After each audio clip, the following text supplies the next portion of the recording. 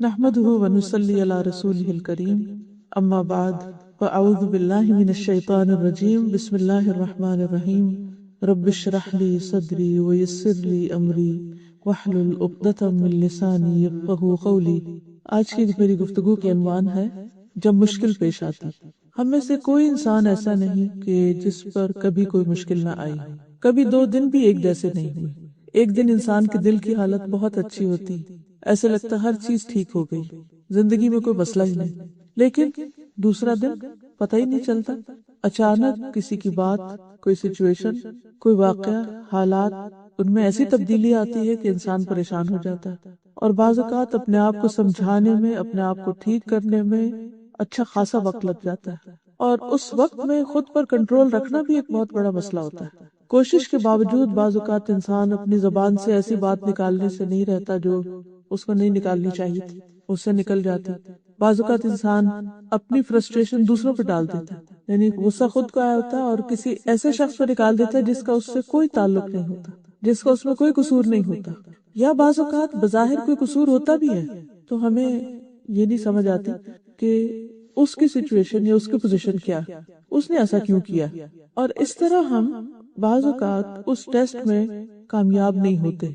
تو اس لیے بہت ضروری ہے کہ ہم اپنے آپ کو مسلسل ایسے ریمائنڈرز دیتے رہیں کہ مشکل حالات میں جو دراصل ہمارا ایک امتحان ہوتے ہیں ان میں ہم صحیح رویہ رکھ سکیں، جس سے ہمارا رب بھی ہم سے راضی رہے اور جس سے بندے بھی ہم سے راضی رہیں، یا بندے اگر راضی نہ بھی ہوں تو کم از کم ان پر ہماری طرف سے کوئی ظلم نہ ہو یا وہ ہم سے ناراض نہ ہو۔ تو اس صورت میں ہم دیکھتے ہیں کہ ہمیں کرنا کیا چاہیے۔ سب سے پہلے تو اللہ تعالیٰ فرماتے ہیں کہ والعصر ان الانسان لفی خسر الا الذین آمنوا وعملوا الصالحات وتواصوا بالحق وتواصوا بالصبر۔ قسم ہے زمانے کی کہ ہر انسان خسارے میں، بے شک انسان خسارے میں، نو ڈاؤٹ کہ انسان خسارے میں، الا الذین آمنوا سوائے ان کے جو ایمان لے آئے، وعملوا الصالحات اچھے کام کریں، وتواصوا بالحق ایک دوسرے کو حق کی، سچائی کی، اچھی باتوں کی تلقین کرتے رہے، وتواصوا بالصبر اور ایک دوسرے کو صبر کی تلقین کرتے رہے۔ تو پہلا کرنے کا کام یہی ہے کہ ہم ایک دوسرے کو اچھی باتوں کی یاد دہانی کراتے رہیں، اور اسی یاد دہانی کے تحت جو میرے لیے بھی ہے، آپ کے لیے بھی ہے، آج کی اس مجلس میں چند باتیں ہوں گی۔ پہلی چیز یہ ہے کہ جب زندگی میں کوئی بھی مشکل پیش آئے، کوئی بھی ایسا واقعہ پیش آئے جو ہمیں اپسٹ کرے، جو ہماری مرضی کے خلاف ہو، جو ہماری خواہش کے خلاف ہو، تو سوچنا چاہیے کہ یہ میرے لیے ایک امتحان آ گیا ہے، کیونکہ اللہ تعالیٰ نے یہ زندگی بنائی ہے امتحان کے لیے۔ اس میں ہم سب کو ٹیسٹ کیا جائے گا، اس کے بغیر کوئی بھی یہاں سے نکل ہی نہیں سکتا اس دنیا سے، تو ٹیسٹ تو ہونا ہے۔ اب یہ میرے لیے ایک ٹیسٹ ہے، اور اس میں مجھ سے دیکھا یہ جا رہا ہے کہ میں اس میں کرتی کیا ہوں، میرا رویہ کیا ہوتا ہے، میرا طرز عمل کیا ہوتا ہے۔ دوسری بات یہ کہ انسان یہ سوچے کہ یہ تقدیر میں تھا، میری یہ ہونا تھا۔ اب مثلا روڈ پہ جاتے ہوئے سموتھ جا رہی ہے گاڑی، اور بعض اوقات آپ پورے بچا کے نکل رہے ہیں، اتنے میں کوئی اور آ کے آپ کو ٹکر مار دیتا، اور وہ بھی کوئی خوشی سے نہیں مارتا، اس سے بھی ہو جاتی ہے مسٹیک۔ کیوں ہوئی؟ کوئی کنفیوژن ہو گئی، اس کا اندازہ کوئی غلط ہو گیا، یا وہ سو گیا، کوئی بھی وجہ ہو سکتی۔ اب ایک حادثہ تھا، پیش آ گیا۔ اب اگر یہ حادثہ پیش آ گیا ہے، اب کیا جائے؟ تو سب سے پہلا خیال یہ آنا چاہیے کہ یہ اللہ کی مرضی سے ہوا ہے، اللہ جو چاہتا ہے وہ ہوتا ہے، اور جو نہیں چاہتا وہ نہیں ہوتا۔ قرآن مجید میں آتا ہے وَمَا تَشَاءُونَ إِلَّا أَن يَشَاءَ اللَّهُ رَبُّ الْعَالَمِينَ، اور تم چاہ نہیں سکتے مگر وہی کچھ جو اللہ رب العالمین چاہے۔ یعنی ایک بندے کی چاہت ہوتی ہے اور ایک رب کی چاہت ہوتی ہے، اور ہوتا وہ ہے جو رب کی چاہت ہوتی۔ وہ کیوں ہوتی؟ اس لیے کہ وہ رب ہے۔ اگر اس کی مرضی نہ چلے اور ہماری چلے تو پھر کیا ہوگا؟ پھر تو ترتیب ہی بدل جائے گی۔ تو اس لیے ہونا تو وہ ہے جو وہ چاہے گا۔ اب بعض اوقات اس کی چاہت ہمیں بڑی پسند آ جاتی ہے، ہماری بھی وہی چاہت ہوتی، لیکن بعض اوقات وہ ہماری چاہت نہیں ہوتی، ایک کانفلکٹ سا آ جاتا، ہم کچھ اور چاہتے ہیں، اللہ تعالیٰ کچھ اور چاہتا ہے، اور وہ ہوا جو اللہ نے چاہا، اور وہ ہمارے لیے بہت بڑی مشکل ہو گئی۔ مثلا ہم نہیں چاہتے کہ ہمارا کوئی عزیز، قریبی، پیارا ہم سے جدا ہو، فوت ہو کر یا کسی بھی اور وجہ سے، لیکن اس کو ہونا ہے، اللہ کی چاہت یہ کہ وہ ہو جائے، اور وہ ہو جاتا ہے۔ اب جیسے یوسف علیہ السلام حضرت یعقوب سے جدا ہو گئے، حالانکہ ان کو آپس میں بہت زیادہ محبت تھی، باپ کو بھی بیٹے سے محبت تھی، بیٹے کو بھی باپ سے محبت تھی۔ اب بظاہر تو یہ بڑا ہی مشکل فیصلہ ہے، بڑی ہی تکلیف دہ صورتحال ہے، لیکن اب کیا کیا جائے؟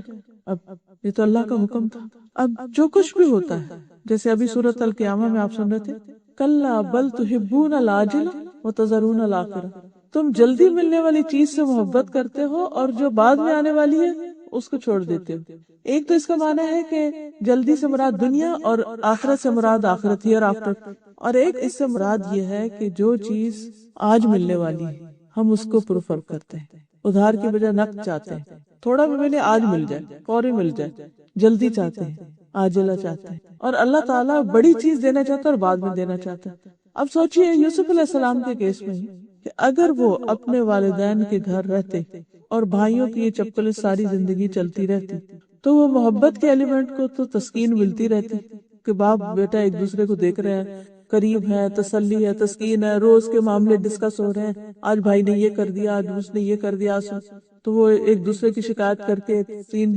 چلتا رہتا ہے۔ لیکن اینڈ آف دا ڈے اسے حاصل کیا ہوا؟ حاصل کیا ہوتا؟ ذرا سوچئے، اگر وہ اسی سچویشن میں رہتے تو کیا حاصل ہوتا؟ کچھ بھی نہیں، وہی تو وہی رہتے۔ اللہ سبحانہ وتعالیٰ ان کو اس سچویشن سے نکال لے گیا۔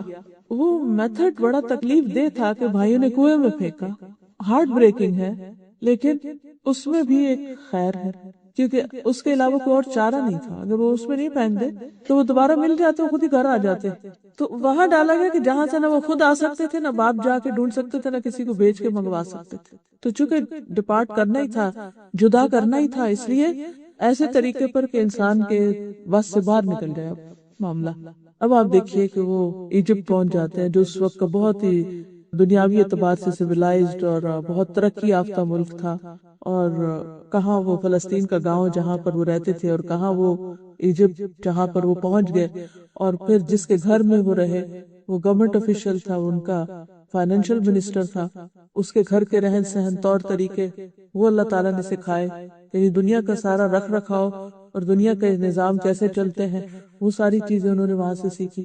پھر کس طرح وہاں بھی ان کے ساتھ ایک کے بعد ایک مشکل پیش آتی رہی، حتیٰ کہ جیل خانے میں پہنچ گئے۔ اب یہ جیل خانے میں پہنچنا یہ اور بھی زیادہ تکلیف دہ تھا، لیکن اس کے بغیر بھی چارہ نہیں تھا۔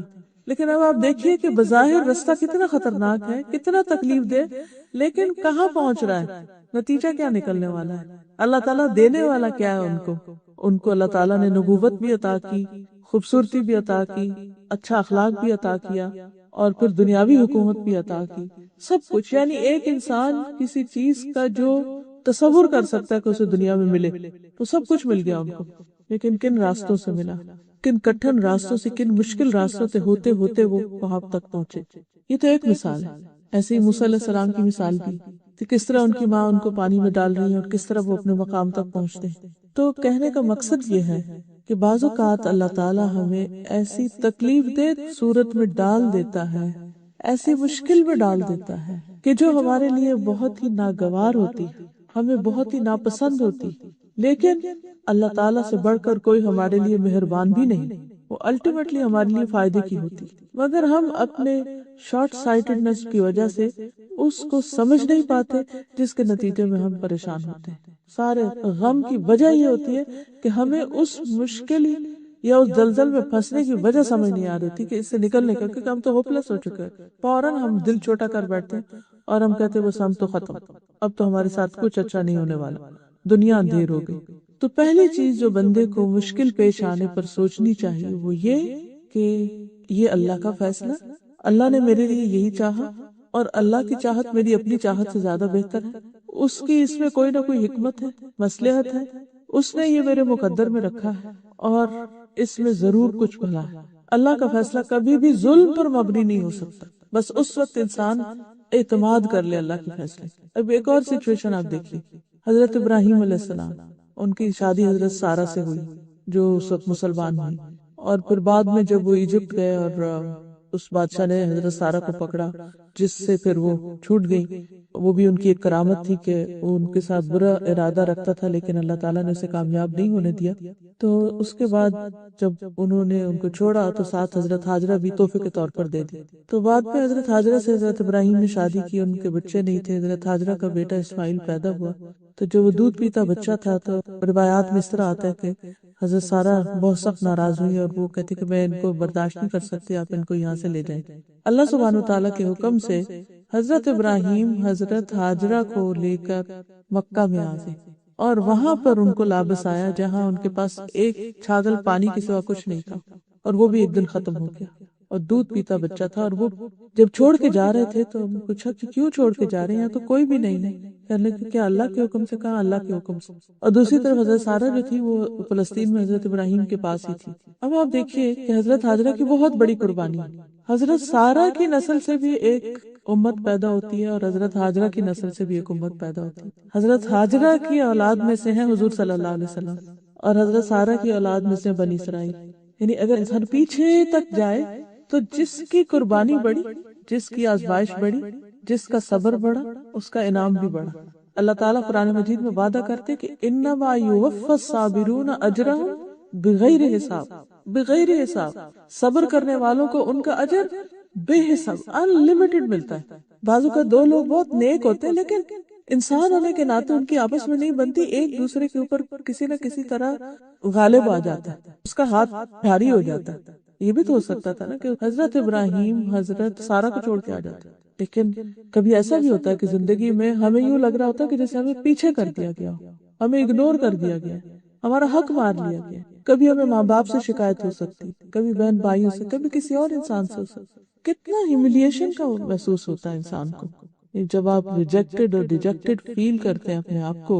کبھی بچے پرواہ نہیں کرتے، یعنی ہر ایک کے مسائل فرق ہوتے ہیں، مختلف چیزیں سننے میں آتی رہتی ہیں۔ کوئی بچوں کی طرف سے پریشان ہوتا ہے، کوئی شوہر کی طرف سے ہوتا ہے، کوئی ماں باپ کی طرف سے ہوتا ہے، کسی کو دوست چھوڑ جاتا ہے۔ بعض اوقات بہت اچھے تعلقات ہوتے ہیں، بچپن کے فرینڈز ہوتے ہیں، لیکن اچانک کوئی بیچ میں اور شخص پڑتا ہے اور اس کی دوستی زیادہ ہو جاتی ہے اور آپ کو ایک طرف کر دیا جاتا ہے، تو اس وقت بھی آپ بہت ہارٹ بروکن ہوتے ہیں۔ کبھی کوئی دنیا سے چلا جاتا ہے، یعنی انسانی دلوں کی حالتیں بہت عجیب ہوتی ہیں، اور یہ سارے صدمے انسانوں کے ساتھ ہی ہوتے ہیں۔ تو ایسی صورت میں جب بھی انسان یہ سمجھے کہ اس کا حق مارا گیا ہے یا اسے اگنور کر دیا گیا ہے یا اس کے ساتھ اچھا نہیں ہوا، تو اسے بھی اپنے حق میں اچھا ہی سمجھے، کیونکہ اللہ سبحانہ وتعالیٰ کسی پر ذرے برابر بھی ظلم نہیں کرتا، ذرے کے برابر بھی ظلم نہیں کرتا، اس سے بڑھ کر کوئی عدل کرنے والا ہے ہی نہیں۔ اس لیے کبھی بھی انسان کو یہ نہیں سوچنا چاہیے کہ میرے ساتھ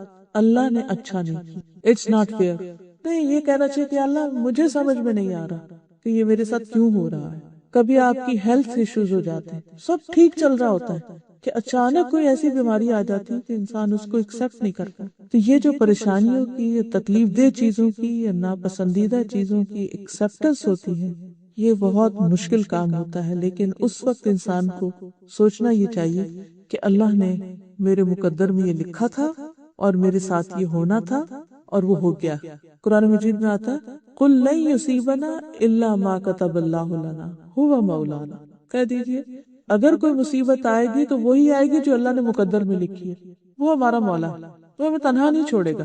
ایک اور جگہ پر آتا ہے مَا أَصَابَ مِن مُّصِيبَةٍ مَا أَصَابَ مِن مُّصِيبَةٍ إِلَّا بِإِذْنِ اللَّهِ، کوئی مصیبت نہیں آتی مگر اللہ کے اذن سے آتی۔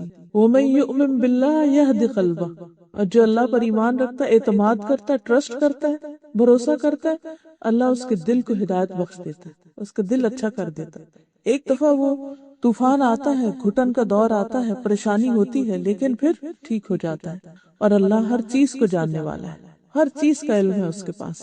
عبداللہ کہتے ہیں اس آیت کی تفسیر میں کہ یہ وہ شخص ہے کہ اگر اس پر کوئی مصیبت آ پڑے تو وہ اس پر بھی راضی رہتا ہے اور سمجھتا ہے کہ اللہ ہی کی طرف سے میرے رب نے بھیجی، تو اس کا ایکسپٹنس لیول زیادہ ہوتا ہے۔ اب آپ دیکھیے کہ جب آپ کا کسی پر ٹرسٹ ہوتا ہے تو وہ اگر آپ کے ساتھ کوئی ڈانٹ ڈپٹ بھی کر دے یا کوئی آپ کے ساتھ سختی کی بات بھی کر لے تو آپ مائنڈ نہیں کرتے۔ کیوں؟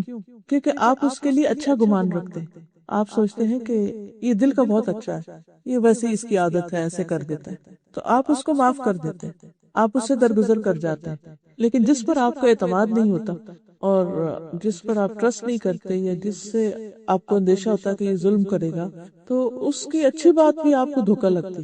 تب یہ ڈیپینڈ یہ کرتا ہے کہ ہمارا اللہ سبحانہ تعالیٰ سے تعلق کیسا ہے، کہ اس پر ایمان ہے، اعتماد ہے کہ وہ ہر حال میں ہمارے ساتھ اچھا کرے گا اور ہمارے لیے اسی میں بہتری ہے۔ اور واقعی مشکلات میں بھی جیسے اللہ تعالیٰ فرماتے ان مع العسر یسرا، تنگی کے ساتھ آسانی بھی ہوتی، ان مشکلات کے اندر کوئی نہ کوئی خیر بھی ہوتی، بعض اوقات وہ خیر دنیا میں نظر آ جاتی ہے اور بعض اوقات وہ آخرت میں نظر آتی، لیکن آتی ضرور ہے۔ اور پھر یہ بھی یاد رکھنا چاہیے ہمیں کہ تقدیر پر ایمان لانا بھی ضروری ہے، کیونکہ تقدیر پر ایمان لائے بغیر ایمان مکمل نہیں ہوتا۔ رسول اللہ صلی اللہ علیہ وسلم نے فرمایا کوئی بندہ اس وقت تک مومن نہیں ہو سکتا جب تک اچھی اور بری تقدیر پر ایمان نہ لائے، یہاں تک کہ وہ جان لے کہ جو چیز اسے ملنے والی تھی وہ اس سے چوک نہیں سکتی تھی، اور جو چیز اس سے چوک گئی وہ کسی صورت اسے مل نہیں سکتی تھی۔ مثلاً انسان کو دنیا میں کسی فائدے کی، کسی ایسی چیز کی توقع ہوتی ہے کہ وہ اسے حاصل ہوگی، لیکن for some reason وہ اس کو نہیں ملتی۔ کہیں رشتہ ڈالا ہوتا ہے، انسان کو پورا یقین ہوتا ہے کہ یہ ہو جائے گا، اور آخری مرحلے پر بات ختم ہو جاتی ہے، تو اس وقت انسان کا غیر دل ٹوٹتا ہے، اس کو تکلیف ہوتی ہے، اس کی توقعات ختم ہوتی ہیں، تو اٹس ویری پینفل۔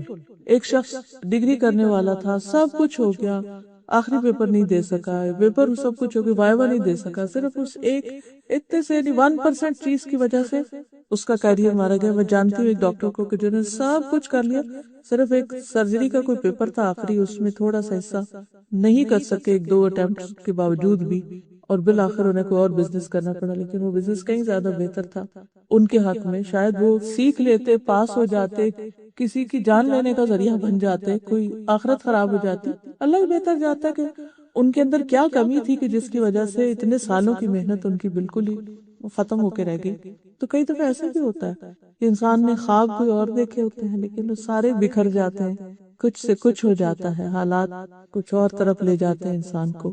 تو ایسی صورت میں بھی انسان کو یہی سوچنا چاہیے کہ یہ میرے حصے میں نہیں تھی چیز، یہ میرے مقدر میں نہیں تھی، اور اس پر ایمان رکھنا ایمان کا حصہ ہے، کیونکہ یہاں تک کہا گیا کہ یہاں تک کہ وہ جان لے، یعنی تقدیر پر ایمان کا مطلب کیا ہے کہ انسان جان لے کہ جو چیز اسے ملنے والی تھی جو وہ اس سے چوک نہیں سکتی تھی، اور جو اس سے نہیں ملی وہ اس کو ملنے والی تھی نہیں۔ تو تکلیف آتے ہی جو ہی انسان یہ سوچتا ہے نا کہ یہ مجھے نہیں ملنے والی تھی، یہ میری تھی نہیں، تو بس دل کو ٹھنڈک پڑنے لگتی کہ جو چیز میری تھی نہیں، تو بس میں اللہ کی رضا پہ راضی، اللہ کے فیصلے پر راضی۔ ایک اور حدیث میں آتا ہے کہ رسول اللہ صلی اللہ علیہ وسلم نے فرمایا کوئی بندہ اس وقت تک مومن نہیں ہو سکتا جب تک 4 چیزوں پر ایمان نہ لے آئے، اس بات کی گواہی دے کہ اللہ کے سوا کوئی عبادت کے لائق نہیں، اور بے شک میں اللہ کا رسول ہوں، اور اس نے مجھے حق کے ساتھ بھیجا ہے، موت پر ایمان لائے، موت کے بعد دوبارہ زندہ ہونے پر، اور تقدیر پر ایمان لائے۔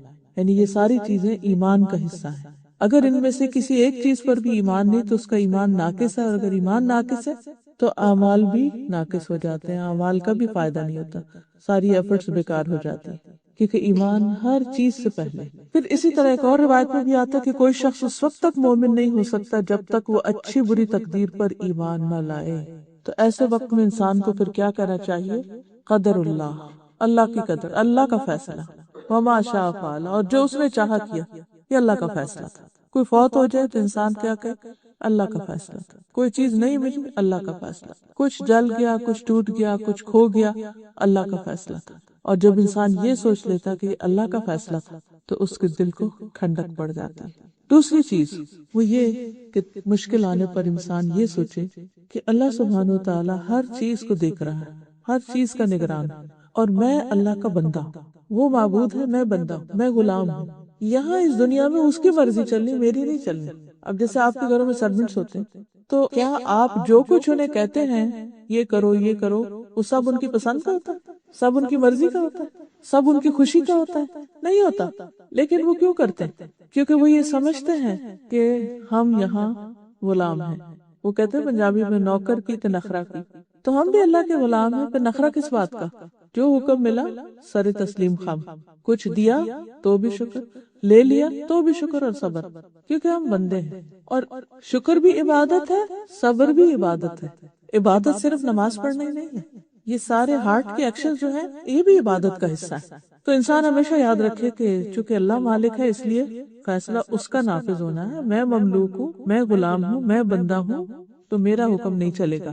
تیسری چیز یہ کہ انسان پہ جب مشکل آئے تو انسان یہ سوچے کہ اللہ نے میرے ساتھ بھلائی کا ارادہ کر لیا، اللہ سبحانہ وتعالیٰ میرے ساتھ اب کوئی خیر کرنا چاہتا ہے، خواہ وہ اجر کی صورت میں، خواہ وہ میری اصلاح کی صورت میں، خواہ وہ میرے گناہوں کی معافی کی صورت میں، کوئی نہ کوئی اس میں حکمت ہے۔ کیونکہ بعض اوقات انسان جب اچھے حالات میں ہوتا ہے تو وہ سمجھتا ہے سب اچھا، اللہ بھی مجھ سے راضی ہے، سب ٹھیک ہے، میں بہت اچھا ہوں، اس کو اپنی نیکی کا بڑا زوم ہونے لگتا ہے۔ لیکن جب اس کی مرضی کے خلاف کوئی چیز ہوتی ہے تو پھر انسان کو ہوش آتی کہ اوہ مجھ میں کوئی غلطی ہے، پتہ نہیں میں نے کہیں کچھ غلط کیا، پتہ نہیں کچھ میرے منہ سے ایسا نکلا ہے، یا میں نے کسی کو ہرٹ کر دیا، یا میں نے کسی کا کوئی حق مار دیا ہے کہ میرے ساتھ یہ ہوا ہے۔ تو اس وقت انسان فوراً ریئلائز کرنے لگتا ہے کہ اس میں بھی کوئی غلطی، ورنہ اچھے حالات میں اپنی غلطیاں کم نظر آتی، اور اپنی غلطیوں کا احساس ہونا اور دنیا میں ہی ان پر توبہ کر لینا بہت ضروری ہے، ورنہ اگر ہم یہ سب کچھ ساتھ لے گئے تو بڑی مشکل ہو جائے گی۔ تو اللہ تعالیٰ تکلیف بھیج کر ہمیں موقع دیتا ہے کہ ہم اپنی غلطیوں کی اصلاح کر لیں، توبہ کر لیں، معافی مانگ لیں اور درجے میں اضافہ کر لیں، کیونکہ تکلیف آنے سے پھر درجات بھی بڑھتے ہیں۔ حدیث میں آتا ہے کہ رسول اللہ صلی اللہ علیہ وسلم نے فرمایا، اللہ تعالیٰ جس کے ساتھ بھلائی کا ارادہ کرتا ہے اس کو مصیبت میں مبتلا کر دیتا ہے۔ لیکن کبھی ہم نے سوچا کہ اللہ نے میرے ساتھ بھلائی کی؟ وہ تو حاسد ہی کہتے ہیں عام طور پر کہ اچھا ہی ہوا، اس کے ساتھ ہونا چاہیے تھا، she deserves he deserves، اب مزہ آیا۔ لیکن حقیقت یہ ہے کہ بعض اوقات حاسد برا چاہتے ہیں، مگر حقیقت میں وہ انسان کے لیے اچھا ہی ہوتا ہے، اور وہ تو سمجھتے ہیں کہ کسی کے نقصان کی صورت میں ان کو مزہ آ رہا ہے، لیکن جس کے اوپر تکلیف آتی ہے، جو اللہ کے فیصلے پر راضی ہوتا ہے، وہ اس تکلیف یا اس بخار یا اس پریشانی کے اندر مبتلا ہو کر جس طرح وہ صاف ہو رہا ہوتا ہے، جس طرح اس کا تزکیہ ہو رہا ہوتا ہے، جس طرح اس کے اندر کی بصیرت کی آنکھیں کھل رہی ہوتی ہیں، وہ عام حالات میں نہیں کھلتی، آرام میں نہیں کھلتی۔ جب اب دیکھیں کہ جیسے ہمارے جسم کو جب چوٹ لگتی ہے تو ہمارے جسم میں کیا ری ایکشن پیدا ہوتا ہے، سارا جسم جو ہے وہ الرٹ ہو جاتا ہے، اگر کوئی جرم اندر داخل ہو جائے تو جسم کا پورا ڈیفینسو سسٹم جو ہے وہ ایکشن میں آ جاتا ہے۔ اسی طرح روحانی طور پر جب ہم پر اٹیک ہوتا ہے تو ہمارا روحانی سسٹم بھی ایکشن میں آ جاتا ہے، اور اس وقت پتہ چلتا ہے کہ ہم کتنے نیک ہیں اور کتنے پانی میں ہیں۔ جب ہمیں کوئی ٹیسٹ ہی نہیں پڑا، کوئی مشکل ہی نہیں پیش آئی، تو ہم ہر چیز اچھا ہی کر رہے ہوں گے، ہمارا اخلاق بھی اچھا ہوگا، لیکن جب چیز مرضی کے خلاف ہوئی تو پھر ہماری گفتگو کیسی تھی اور پھر ہمارا اخلاق کیسا تھا، یہ اسی وقت ہی پتہ چل سکتا ہے، اور انسان اس وقت اپنے آپ کو بہت اچھی طرح جج کر سکتا ہے کہ انسان کہاں کھڑا ہے اور ابھی کتنی محنت کرنے کی اس کو ضرورت ہے اوپر جانے تک۔ ٹیسٹ نہ ہو تو پتہ نہیں چلتا کہ ہم کہاں کھڑے ہیں۔ کسی بھی چیز کا جائزہ لینے کے لیے، مثلاً بلڈ شوگر دیکھنے کے لیے یا اور جسم کا کولیسٹرول دیکھنے کے لیے، مختلف چیزوں کو دیکھنے کے لیے تو بلڈ ٹیسٹ ہوتا ہے۔ بلڈ ٹیسٹ کے لیے آپ کو بلڈ لیا جاتا ہے، بلڈ ڈرا کیا جاتا ہے، وہ سارا ایک پینفل عمل ہوتا ہے، اور پھر ایک انگزائٹی بھی ہوتی ہے، پھر ایک نتیجہ آتا ہے، تو پھر آپ کو پتہ چلتا ہے کہ اچھا اب میں یہاں کھڑا۔ انسان کی بیماریاں ٹیسٹ کے بغیر کہاں سے پتہ چلتی؟ پہلے زمانے میں حکیم نبض سے دیکھتے تھے یا تھرمامیٹر لگا کے بخار وغیرہ چیک کر کے اندازہ کر لیا جاتا تھا، لیکن اب انویسٹیگیشنز کہاں تک جا پہنچی۔ تو اسی طرح جب روحانی تکلیفیں آتی ہیں، جذباتی صدمے آتے ہیں، تو وہ بھی ہمارے ٹیسٹ ہوتے ہیں، اور اس میں بھی دیکھا جاتا ہے کہ ہمارے ایمان کا لیول کیا ہے، ہمارے اخلاق کا کیا ہے، ہماری نیکی اور تقوی کا کیا ہے، اس کے بغیر نہیں پتہ چلتا۔ اور جو اس ٹیسٹ کو ایکسپٹ کر لیتا اور وہ اس سے گزر جاتا ہے، تو پھر وہ اگر اپنا لیول بڑھانا چاہتا ہے تو پھر اس حصے میں ورک آؤٹ کرنا شروع کر دیتا ہے، محنت کرتا ہے، اور پھر اس سے آگے بڑھتا ہے۔ رسول اللہ صلی اللہ علیہ وسلم نے یہ بھی فرمایا کہ مومن کا معاملہ بہت عجیب ہے، اس کے لیے ہر بات میں بھلائی ہے، اور یہ مومن کے سوا اور کسی کے لیے نہیں۔ اگر اس پر خوشحالی آتی ہے تو شکر کرتا ہے اور وہ اس کے لیے بہتر ہے، اور مشکل آتی ہے تو صبر کرتا ہے اور وہ اس کے لیے بہتر ہے۔ پھر یہ بھی یاد رکھنا چاہیے کہ جتنی بڑی آزمائش ہوتی ہے اتنا بڑا انعام، اتنا بڑا اجر۔ نبی صلی اللہ علیہ وسلم نے فرمایا زیادہ ثواب بڑی آزمائش کے ساتھ، مانگنی نہیں چاہیے، لیکن اگر لمبی ہو جائے آزمائش یا تکلیف، سمجھے کہ ثواب کمانے کا موقع آ گیا۔ بعض اوقات اللہ تعالیٰ نے ایک انسان کے لیے ایک بڑا مقام اور درجہ لکھ رکھا ہوتا ہے، وہ اللہ کی نگاہ میں بڑا ہوتا ہے، لیکن بندہ اتنی عبادت نہیں کر رہا ہوتا، اتنے اچھے کام نہیں کر رہا ہوتا کہ وہ اس درجے تک پہنچے جو اس کے لیے مقرر ہے، تو اللہ تعالیٰ اس کو کسی ٹیسٹ میں ڈال دیتا ہے۔ اب اس ٹیسٹ میں جب وہ صبر کرتا ہے، وہ اللہ کو پکارتا ہے، وہ دعائیں کرتا ہے، پھر ہم ایکسٹرا نفل پڑھنا شروع کر دیتے ہیں، ایکسٹرا صدقہ کرنے لگتے ہیں، روزے رکھنے لگتے ہیں، حج عمرے کرنے لگتے ہیں، تو اب کیا ہوا؟ جو عام حالات میں کبھی نہیں کرنے والے تھے، اگر کوئی برا خواب نہ آئے تو کون صدقہ کرے گا؟ ویسے اٹھ کے تھوڑی کریں گے۔ جب کوئی چیز پریشان کرنے لگتی ہے تو انسان فوراً سوچتا نہیں، صدقہ بلاؤں کو ٹالتا ہے تو کچھ نہ کچھ کر لو۔ اب اس سچویشن میں اللہ نے ڈالا، وہ خواب میں دکھایا یا عام حالات میں دکھا دیا یا کہیں بھی کچھ ہو گیا، تو اس کے بعد جو نیکیوں کی چین چلتی ہے وہ اس کے بغیر نہیں چلتی، تو پھر وہ انسان دوڑ لگانے لگتا ہے، پھر اس درجے تک پہنچ جاتا ہے۔ اچھا پھر چین نہیں، پھر وہاں پہنچ گئے نا، اللہ تعالیٰ پھر اس سے اوپر لے جانا چاہتا ہے، پھر ایک اور ٹیسٹ آ جاتا ہے، پھر اور۔ تو اسی لیے جو اللہ کے جتنے مقرب بندے ہوتے ہیں ان کے ٹیسٹ اتنے ہی زیادہ بھی ہوتے ہیں اور اتنے ہی مشکل بھی ہوتے ہیں۔ جو جتنے ہائی لیول پہ جانا چاہتا ہے اتنے زیادہ سخت امتحان پاس کرتا ہے۔ جس کو ایک عام چھوٹی موٹی نوکری چاہیے، سیکیورٹی گارڈ بننا ہے یا کوئی اور چھوٹی، تو اس کو چھوٹی موٹی ڈگری کافی ہے، لیکن اگر اس کو کسی اعلیٰ مقام پہ پہنچنا ہے تو اس کے لیے آپ دیکھیں کہ پھر کسی بھی بڑی جگہ پر پہنچنے کے لیے کیسے کیسے امتحانوں سے لوگ گزرتے، اور اس کے بغیر وہ پہنچ ہی نہیں سکتے، کوئی اور طریقہ ہے ہی نہیں، کوئی شارٹ کٹ نہیں ہے۔ تو اس لیے حدیث میں آتا ہے کہ زیادہ ثواب بڑی آزمائش کے ساتھ ہے، زیادہ ثواب بڑی آزمائش کے ساتھ ہے، اور جب اللہ ہی کسی قوم سے محبت کرتا ہے تو انہیں آزمائش میں مبتلا کر دیتا ہے، بس جو راضی ہو جائے اس کے لیے رضا، اور جو ناراض ہو اس کے لیے ناراضگی مقدر ہو جاتی ہے۔ یعنی جو اللہ کی رضا پہ راضی ہو جائے کہ اللہ تعالیٰ آپ کی طرف سے ہے، میں صبر کرتا ہوں، تو اللہ بھی اس سے راضی ہو جاتا ہے۔ اور جو کہ کیا میں ہی رہ گیا تھا، اور تو سارے لوگ اچھے بھلے، اور تو کسی کو یہ بیماری نہیں آئی، اور تو کسی پر تو یہ پریشانی نہیں آئی، تو میرے لیے کیوں؟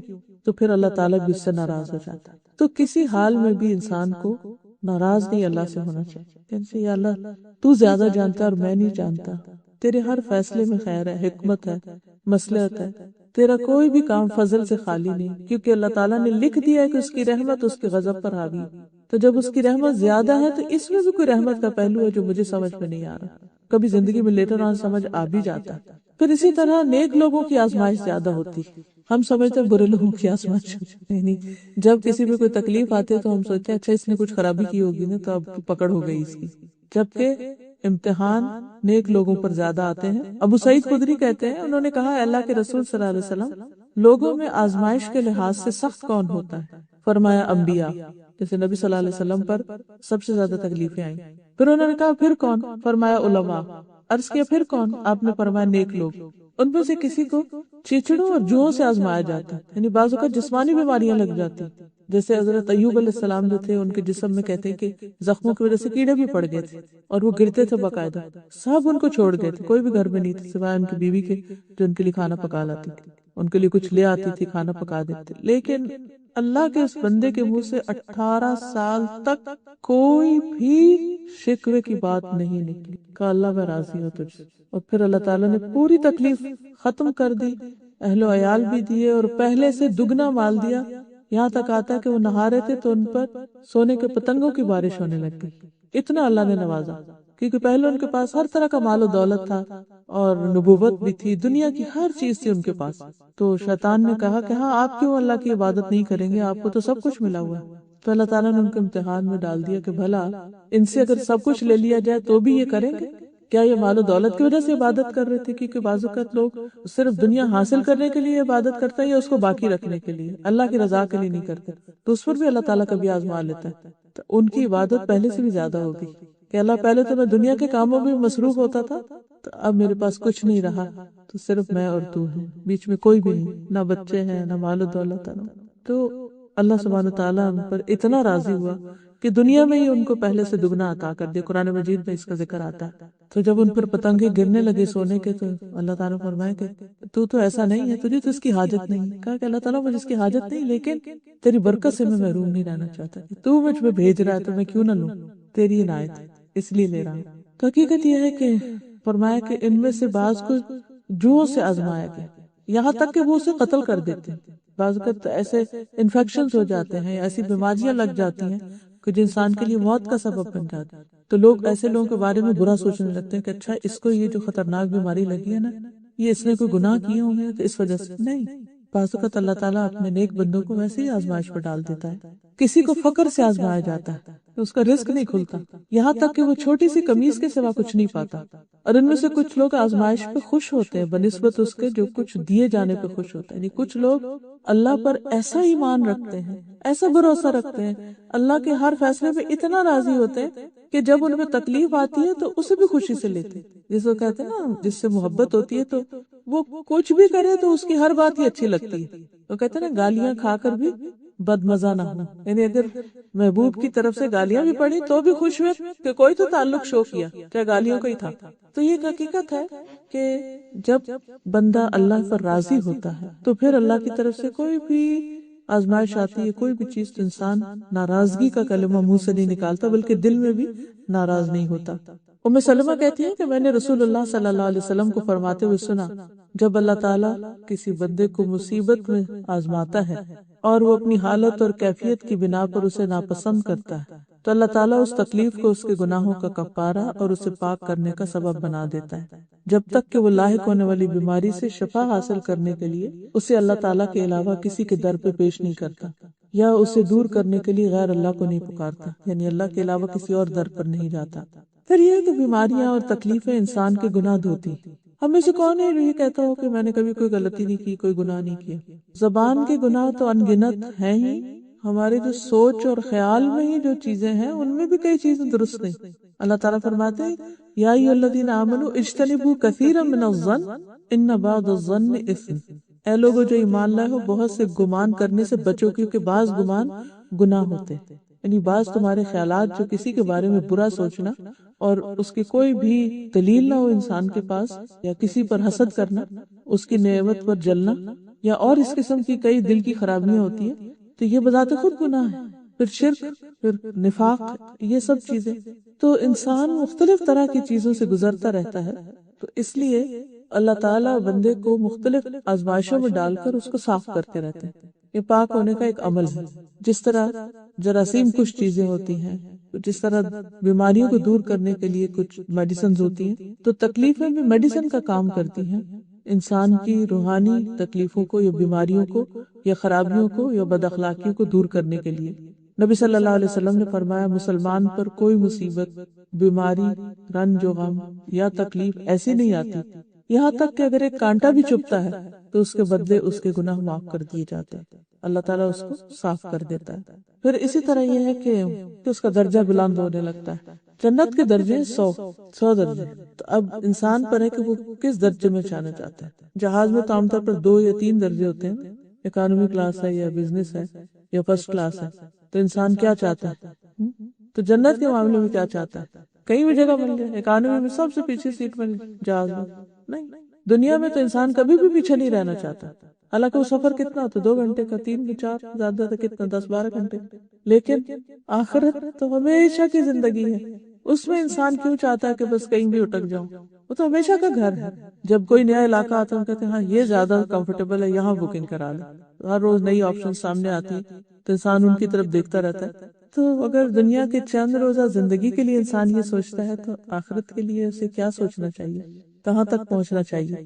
تو جب انسان تکلیف سے گزرتا ہے تو لا محالہ اس کے درجے بلند ہوتے ہیں. اللہ تعالیٰ ایک آدمی کے لیے بلند مرتبہ کا فیصلہ کرتا ہے لیکن وہ اپنے اعمال کی وجہ سے نہیں پہنچ رہا ہوتا تو اللہ تعالیٰ مسلسل ایسی آزمائشوں سے آزماتا ہے جنہیں وہ ناپسند کرتا ہے، یہاں تک کہ وہ اپنے اس مرتبے تک پہنچ جاتا ہے، وہ اسے وہاں تک پہنچا دیتے. پھر اسی طرح یہ کہ جب تکلیف آئے، مشکل پیش آئے، تو انسان کو اللہ تعالیٰ کی حکمت کا سوچنا چاہیے کہ اللہ تعالیٰ کا کوئی بھی فیصلہ نہ ظلم پر مبنی ہے اور نہ ناسمجھی پر.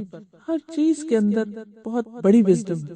ہمیں نظر نہیں آ رہی تو بعض اوقات بعد میں سمجھ آ بھی جاتی ہے کہ اچھا اللہ تعالیٰ نے اس وجہ سے ہمیں اس چیز سے روک دیا. آپ کوئی بزنس کرنا چاہ رہے ہوتے ہیں، کہیں اور رہنا چاہ رہے ہوتے ہیں یا کچھ، لیکن یعنی ہر معاملے میں چاہے وہ پسند کا نہ ہو، اس کے خیر کے پہلو، یعنی پازیٹیو تھنکنگ ہونی چاہیے انسان کی. نبی صلی اللہ علیہ وسلم نے فرمایا، ابن آدم 2 چیزوں کو ناپسند کرتا، موت کو، حالانکہ مومن کے لیے وہ فتنوں سے بہتر ہے. یعنی بعض اوقات کو جوانی میں چلا جاتا ہے تو اللہ تعالیٰ کو پتا ہے کہ اس کو اتنی جلدی کیوں بلا لیا، جبکہ اسی کے بہن بھائی عرصہ جیتے رہتے ہیں. اور میرے ہسبینڈ کی ایک بہن 2 چھوٹے چھوٹے بچے چھوڑ کر بہت پہلے فوت ہو گئے، 25-30 سال پہلے. اور ماشاءاللہ باقی سب بہن بھائی جی رہے ہیں، صحت مند ہیں، ٹھیک ٹھاک ہیں. تو میں اگلے دن بھی غور کر رہی تھی کہ وہ اپنی 20s میں چلی گئی اور باقی سب ماشاءاللہ اپنی زندگی انجوائے کر رہے ہیں. کیا حکمت ہوگی، کیا حکمت ہوگی. اللہ نے ان کو تھوڑی زندگی دی، باقی انہی کے بہن بھائیوں کی اتنی زندگی دی. تو اس میں کیا حکمت ہے؟ تو یہ اصل بات تو اللہ ہی جانتا ہے، لیکن بعض اوقات اللہ تعالیٰ زیادہ جانتا ہے کہ یہ بندہ اگر جیا تو اس کا ایمان خطرے میں ہو جائے گا، یا کسی فتنے میں پڑ جائے گا، یا اس میں کوئی ایسی مصیبت آ جائے گی جو اس کے لیے ناقابل برداشت ہوگی، تو موت اس کو سمیٹ لیتی ہے اور ہم سمجھتے ہیں اس پر زیادتی ہو گئی، اس کو جینے کا موقع نہیں ملا. تو اللہ تعالیٰ کسی پر ظلم نہیں کرتا. اب مثلاً وہ لڑکا جسے خضر علیہ السلام نے قتل کر دیا تھا، تو اس پر انہوں نے کیا کہا کہ اگر یہ بڑا ہو جاتا تو اپنے ماں باپ کو سخت پریشانی میں مبتلا کر دیتا. تو اللہ تعالیٰ نے چاہا کہ اس کے بدلے میں اس کو زیادہ بہتر، جو مہربان اور زیادہ خدمتگار اور اچھا بچہ ہو وہ عطا کرے. تو اس کے بارے میں روایات میں آتا ہے کہ اس کے بعد ان کو اللہ نے پاک اخلاق والی، بہت خیال رکھنے والی بیٹی دی. فَأَرَدْنَا أَن يُبْدِلَهُمَا رَبُّهُمَا خَيْرًا مِّنْهُ زَكَاةً وَأَقْرَبَ رُحْمًا. تو ہم نے چاہا کہ ان کا پروردگار اس لڑکے کے بدلے انہیں اس سے بہتر اولاد عطا کرے جو پاکیزہ اخلاق والی اور قرابت کا بہت خیال رکھنے والی. اور یہ حقیقت ہے کہ ہم چاہتے ہیں بیٹے، لیکن عموماً بیٹیاں ماں باپ کی زیادہ کیئر کرنے والی یا محبت کرنے والی ہوتی ہے، لونگ ہوتی ہیں، دعائیں بھی زیادہ کرتی، فکر بھی زیادہ کرتی ہیں. لیکن اللہ نے ہمارے دلوں میں ایک کشش بیٹوں کی رکھ دی ہے. تو کبھی کسی کے یہاں بیٹا نہیں ہوتا تو لوگ ساری ساری زندگی اس سے پریشان رہتے ہیں، لیکن یہ نہیں سوچتے کہ اللہ تعالیٰ بعض اوقات داماد کی شکل میں اپنے بیٹے سے زیادہ ہمدرد بیٹے عطا کر دیتا ہے، یا اللہ تعالیٰ کسی بھی طرح اس کمی کو پورا کر دیتا ہے. مگر انسان اس کو صرف دوسروں کو دیکھ دیکھ کے اپنے آپ کو جب کمپیئر کرتا ہے تو اس کی لائف میزریبل ہو جاتی ہے. اگر وہ اپنے آپ کو الگ سے دیکھے تو اللہ کے فیصلے بہت اچھے نظر آتے ہیں. پھر اسی طرح یہ ہے کہ حالات کیسے بھی ہوں، انسان اللہ کی تقسیم پہ راضی رہے. ایک حدیث میں آتا ہے کہ اللہ کی تقسیم پہ راضی رہو، سب سے بڑے غنی بن جاؤ، بے پرواہ ہو جاؤ گے دنیا سے. جب بھی کوئی تکلیف آئے تو انسان کے اس میں بھی خیر ہے، اس میں بھی خیر ہے، اس میں بھی کوئی بھلائی. مجھے نہیں پتا اس کی کیا حکمت ہے، لیکن اس میں ضرور کچھ فائدہ، کیونکہ میرے رب کی طرف سے آئے، اور میرا رب تو مجھ پہ ظلم کرتا ہی نہیں ہے، کسی بندے پہ نہیں کرتا، کسی مخلوق پہ نہیں کرتا. اس نے ضرور میرے لیے کچھ خیر چاہی ہے اس میں. پھر اسی طرح یہ ہے کہ جو شخص اللہ کے رب ہونے پہ راضی ہو گیا اور محمد صلی اللہ علیہ وسلم کے رسول ہونے پہ راضی ہو گیا، اس کے لیے جنت واجب ہوگی. پل صراط پر وہ لوگ بہت امن سے گزر جائیں گے جو صبح و شام پڑھتے ہیں رضیت باللہ ربا وبالاسلام دینا وبمحمد نبی. کہ اللہ میں تیرے فیصلوں پہ راضی، جو تو نے دیا اس پہ بھی راضی، جو تو نے نہیں دیا اس پہ بھی راضی، جو تو نے دے کر لے لیا اس پہ بھی راضی، میں ہر حال میں راضی. تو جو اللہ سے راضی ہو گیا اللہ اس سے راضی ہو جائے گا، اور جس سے اللہ راضی ہو گیا اس کو آگ سے بچا لے گا اور اس کو جنت الفردوس میں داخل کر دے گا، اور دنیا میں بھی برکت اور وسعت عطا کرتا ہے. مسند احمد کی روایت ہے، نبی صلی اللہ علیہ وسلم نے فرمایا اللہ تبارک و تعالیٰ نے اپنے بندے کو جو کچھ دے رکھا ہوتا ہے اس میں وہ اس کا امتحان لیتا ہے. سو جو شخص اللہ عز و جل کی تقسیم پر راضی ہو جائے اللہ اسے برکت اور وسعت دے دیتا ہے، اور جو راضی نہ ہو اس کو برکت نہیں ملتی. یعنی اگر تھوڑا ملا انسان کو تو انسان کوڑتا رہے کہ تھوڑا کیوں تھوڑا کیوں، تو اس کا دل گھٹن کا شکار رہے گا. لیکن اگر راضی ہو جائے تو تھوڑا بھی بہت لگنے لگے، اس میں بھی وہ خوش رہے گا. پھر اسی طرح ایک درجہ اور بھی ہے اس سے آگے کا، صرف راضی نہیں رہنا بلکہ اللہ کی تعریف کر. کچھ اللہ کے مقرب بندے ایسے ہوتے ہیں کہ جب ان کو تکلیف پہنچتی ہے تو اس پر بھی وہ اللہ کا شکر کرتے ہیں. کیوں؟ وہ کہتے ہیں شکر اس سے بڑی تکلیف نہیں آئی، کیونکہ ہر تکلیف سے بڑی تکلیف بھی آ سکتی. کچھ ٹوٹ گیا، کوئی ایکسیڈنٹ ہو گیا، کچھ ہو گیا، تو وہ اس کو دیکھتے ہیں کہ اس سے زیادہ کیا تکلیف تھی، وہ چھوٹی کو دیکھ کے اللہ کی رضا پہ راضی ہو جاتے. پھر اسی طرح الحمدللہ کہہ کے صبر کرتے ہیں. پھر حتیٰ کہ اللہ تعالیٰ جب مومن بندے کی جان لے رہا ہوتا ہے تو وہ اس حال میں بھی اللہ سے راضی ہوتا ہے کہ اللہ تیرا فیصلہ اس وقت میرے حق میں دنیا سے جانے کا ہی بہتر. بعض بیماریوں میں انسان کو پتہ چل جاتا ہے کہ اب دن تھوڑے رہ گئے، ویسے تو کسی کو بھی نہیں پتا، لیکن کچھ بیماریاں تو پھر لے جا ہی موت کی طرف رہی ہوتی، کلرز ہوتی. اس صورت میں انسان جب اللہ کے فیصلوں پر راضی ہوتا ہے تو نبی صلی اللہ علیہ وسلم نے فرمایا کہ مومن کی روح جب اس کے دونوں پہلوؤں سے نکلتی ہے تو اللہ کی تعریف کر رہا ہوتا ہے، اللہ کو یاد کر رہا ہوتا ہے، اللہ کا ذکر کر رہا ہوتا ہے، اور اس حال میں وہ امن میں سکون میں چلا جاتا ہے. نبی صلی اللہ علیہ وسلم کو جب کوئی نعمت ملتی تو کہتے الحمدللہ الذی بنعمتہ تتم الصالحات، اللہ کا شکر جس کی نعمت یا فضل کی وجہ سے اچھے کام سر انجام پاتے. اور تکلیف آتی تو کہتے الحمدللہ علی کل حال، اللہ کا شکر ہے ہر حال پر. پھر اسی طرح انسان اللہ تعالیٰ سے دعائیں بھی کرتا رہے کہ اللہم انی اسألک الرضا بعد القضاء، اللہ تقدیر کے آنے کے بعد تجھ سے رضا مانگتا ہوں کہ اللہ مجھے راضی ہونے کی توفیق دے۔ کچھ چیزوں کو تو ایکسپٹنس آسان ہوتی ہے، لیکن کچھ چیزوں پر ایکسپٹنس آسان نہیں ہوتی، انسان ایکسپٹ نہیں کر پاتا ان کو، تو اس سے دعا کرنی چاہیے کہ اللہ تو مجھے ایکسپٹنس دے دے۔ پھر اسی طرح یہ ہے کہ انسان کو تکلیف آنے پر راضی ہونے کا مطلب یہ نہیں کہ انسان دعا نہ کرے کہ مجھے صحت ملے یا بیماری چلی جائے یا مالی پریشانی چلی جائے یا اولاد کی طرف سے، نہیں، دعا کرتا رہے، کیونکہ دعا تقدیر کو بدل دیتی اور دعا عبادت ہے۔ ویسے انسان دعائیں کرتا ہے لیکن اس جان سے نہیں کرتا، تکلیف آتی ہے تو جاندار دعائیں کرتا ہے، اور وہ بہترین عبادت ہے، عبادت کا نچوڑ ہے دعا، تو وہ اس کی عبادتوں کے اور اجر کے درجے بڑھتے چلے جاتے ہیں۔ رسول اللہ صلی اللہ علیہ وسلم نے فرمایا قضا کو صرف دعا ہی بدل سکتی۔